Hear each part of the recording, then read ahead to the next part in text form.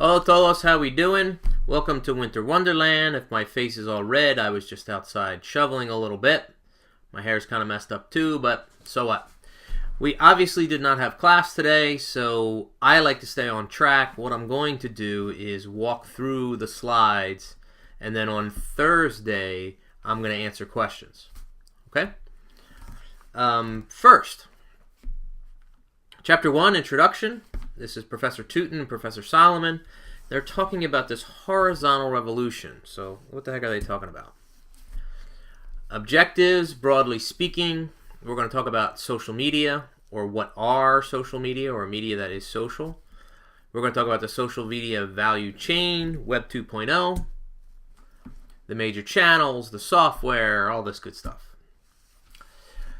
So there's this discussion of digital natives versus digital immigrants, where a digital native is someone that was born during a time period where there was always broadband.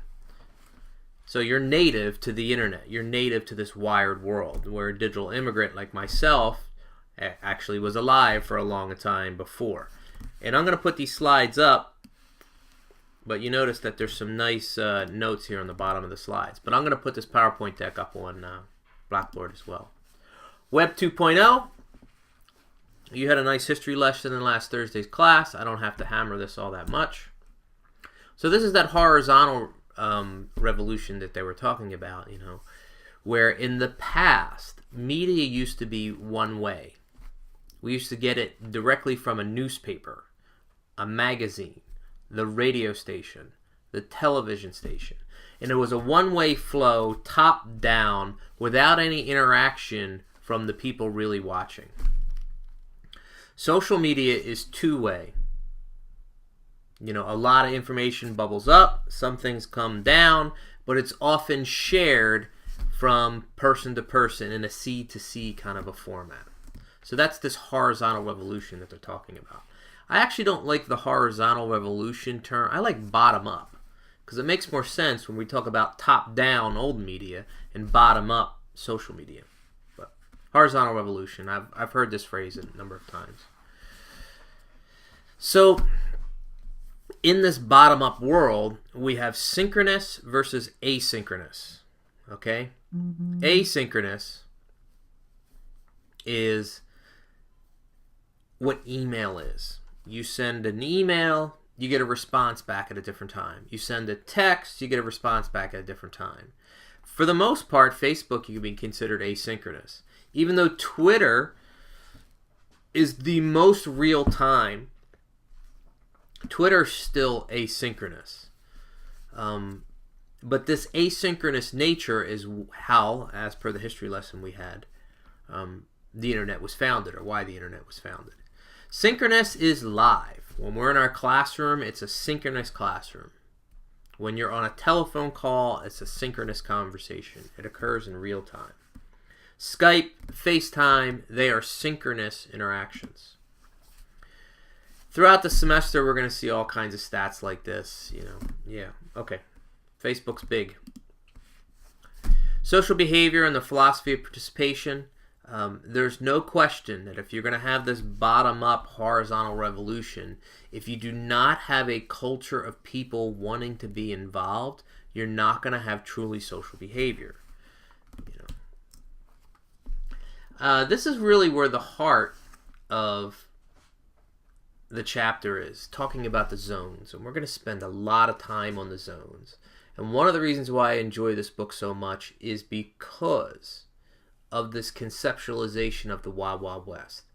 The Wild Wild West,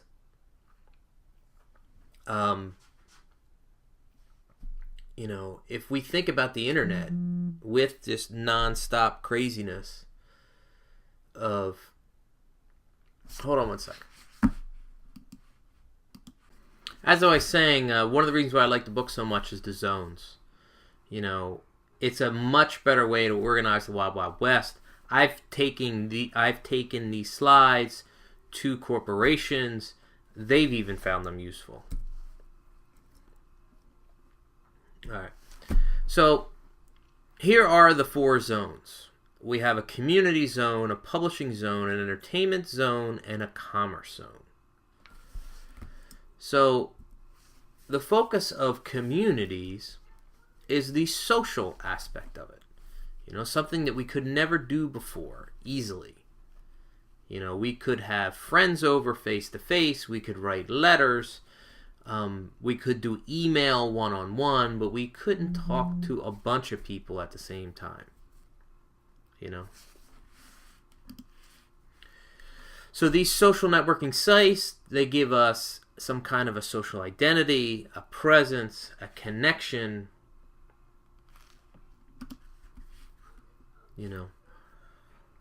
I really like this slide just as much as the previous one too, because not only does it give us social community, social publishing, social entertainment, and social commerce, but we get some exemplars, okay? And now, if you notice, some of these things could fall into all of these. Facebook could be community, Facebook could be commerce, Facebook could be entertainment, Facebook could be publishing. So even though we have these 4 zones, don't get too hung up that they only can fit in one camp. But think about that there are tasks within Facebook that are more social community related. Some are more social entertainment related. Some are more social publishing related. Okay. Forums, also known as bulletin boards. This is old school stuff. Wikis, we all love Wikipedia, but this is another way we get social collaboration. We have social publishing. Predominantly, we're talking about blogs or microblog stuff, such as Twitter or Tumblr. Okay, social bookmarking. Remind me to show you an awesome social bookmarking site that I use, and news sites. Okay. Social entertainment, particularly social games. 2 years ago, social games were actually all the rage on Facebook. They've died down considerably if we look at Zynga in the last 4 to 6 quarters.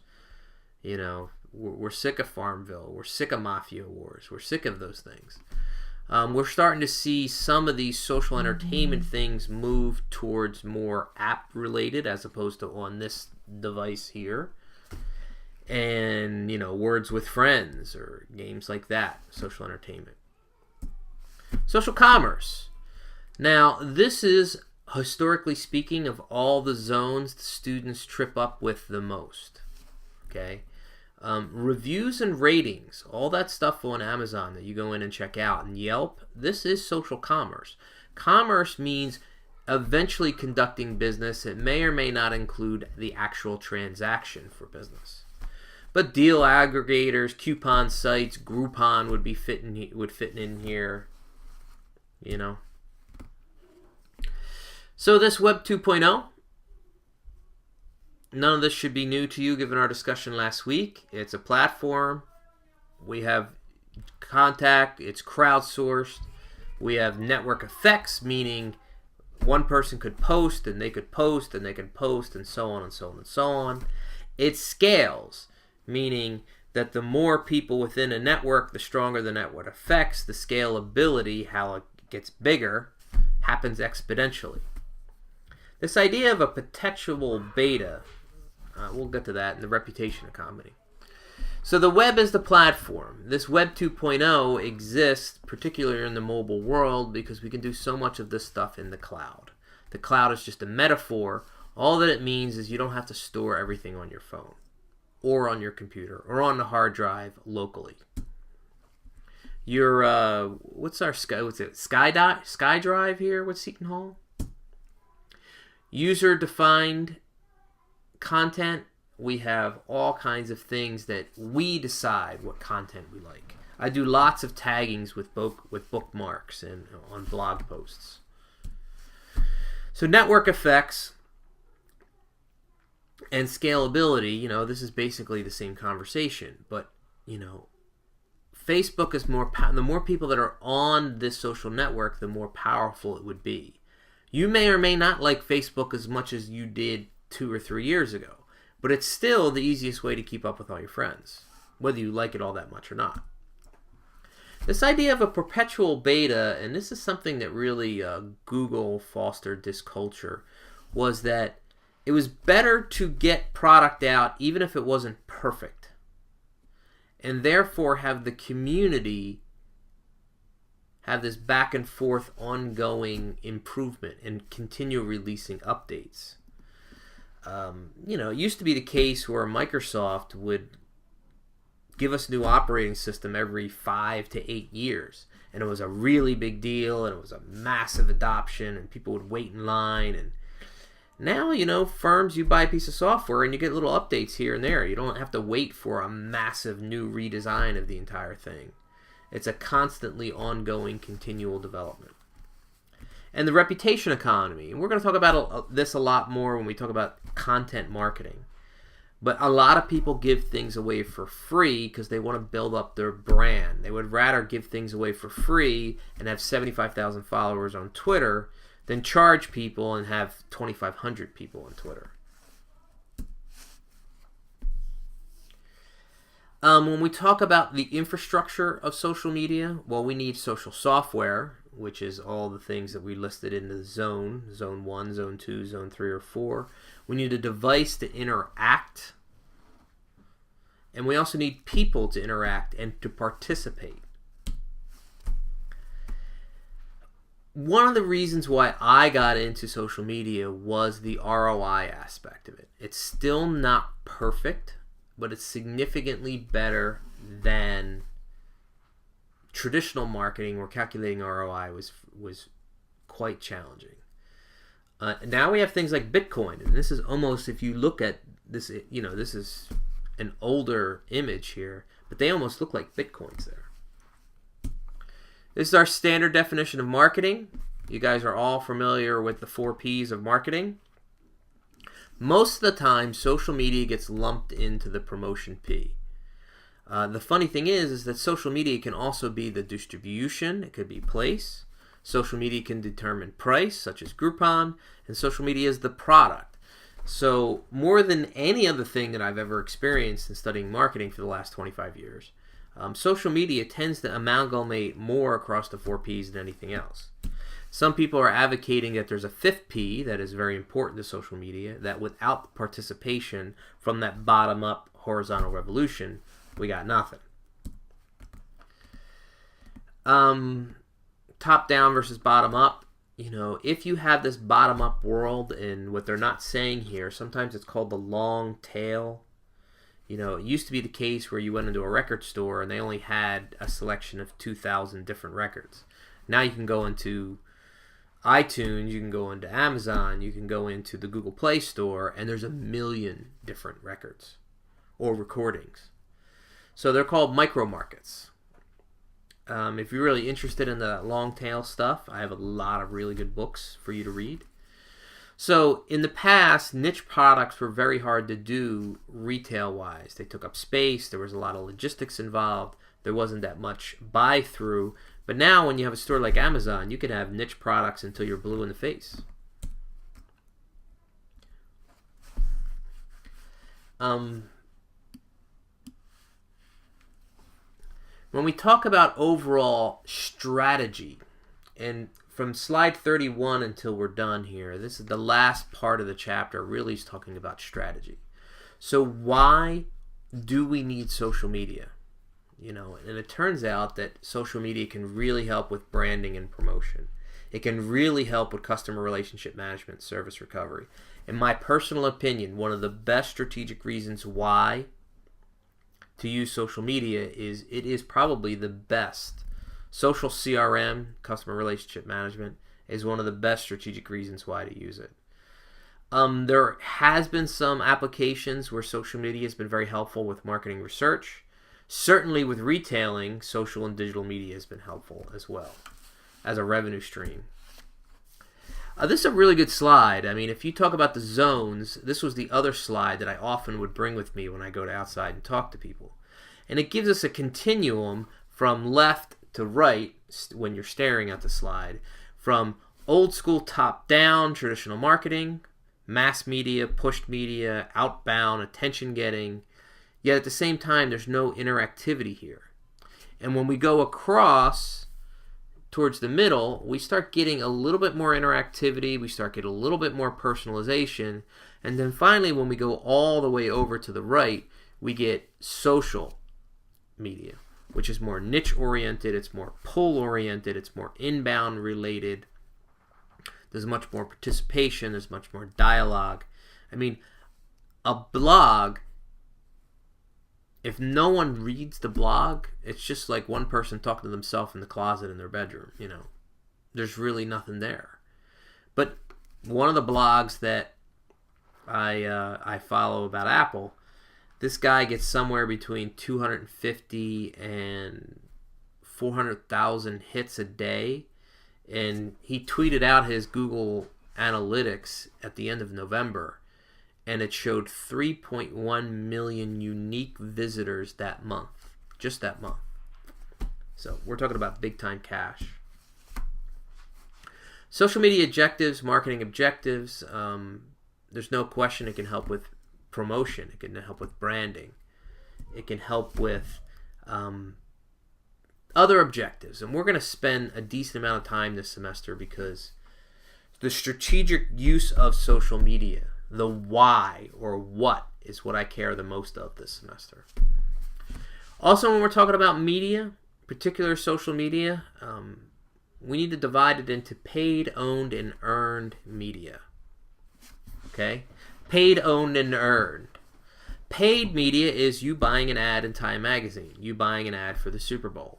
You are paying for your media to be seen.